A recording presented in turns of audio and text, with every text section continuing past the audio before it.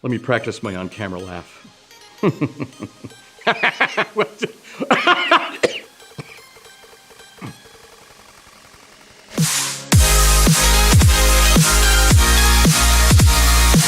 Hey everybody, my name is Pastor Randy and I've been given a question to answer. What does God think about divorce? This is a serious topic, and I know a lot of the people watching this is not an intellectual question for you. You're either thinking about what your options might be because you're in a hurting relationship, or you're on the other end of a pipeline where you're thinking about your own divorce and trying to work out just the guilt, the anger, the frustration, the shame that sometimes accompanies that. I'm not going to be able to answer all those questions, but I want to give you a fundamental idea of how God does view your situation. First of all, the most important thing you would need to know is that God designed marriage. That's right. It's His invention, it's His concept, it's His design. Anything else is just a knockoff, a counterfeit, trademark infringement. And so you have to go back to the very beginning to say, what did God really intend for marriage? And it's here at the very beginning that we make our first, most fundamental mistake. And that is we start operating from a wrong blueprint just from the outset. When people get married, they get married under the idea that they're entering into a contract. As a matter of fact, if you go to law school, you'll find out that divorce and marriage both come under contract law. A contract is just a series of stipulations. It's an if-then agreement. If you do this, then I will do this. And then when those stipulations are met, everything runs really smoothly. A peace treaty between nations is simply an if-then agreement. It's a contract that says, if we don't cross your border, then you don't bomb us, okay? But when you think about it, at its fundamental core, a peace treaty is simply an arrangement between two people who don't trust each other. That's the bad beginning for nations, and it's a bad beginning for marriages too. A peace treaty is something that we enter into because we want something, and we're willing to do something in order to get that. And again, not a great beginning for marriage. Those of you who've been married or are married right now understand it's almost a formula for failure. God has something very different in mind. As a matter of fact, if you look at the Bible, when God speaks about marriage, it's a chosen metaphor that He uses. It's an imagery, it's a picture that's carried throughout scriptures. And He applies that picture of marriage not only between a man and a woman according to His design, but also for His people and their relationship with Him. And He speaks of it in very different terms. Marriage is not simply a contract. You do this, I'll do this. It comes from something more deeper than that. It's actually a premium upgrade to a contract. It's something that we call a covenant.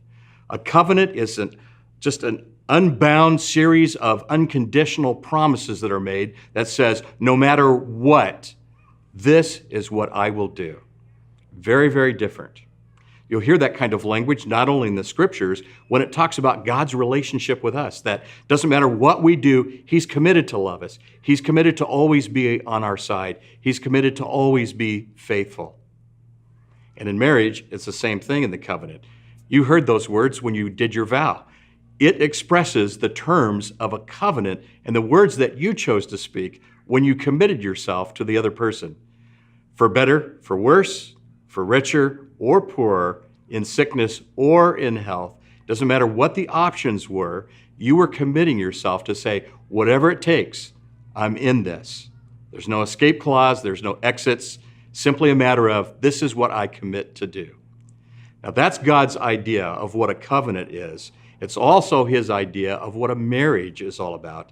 And perhaps that's going to give you an idea of what God then feels about divorce. A divorce, in His mind, is a breakdown from the very beginning of what He intended to do in that relationship. Like every great innovator, he supports and invests in his product. And He supports and invests in marriages when people say they're entering into a covenant. So when there's a breakdown, when there's a divorce, it grieves God. He mourns it. It's something that He created to create incredible good. But seeing love fail, seeing potential unmet, seeing a gift that's abandoned, it hurts, and He hurts for us. So I'd just like to say to those of you who are thinking about, well, okay, I've got a divorce, or I'm contemplating a divorce, can I ask you to do something? It's really important that you have other people involved in this particular part of the journey for you.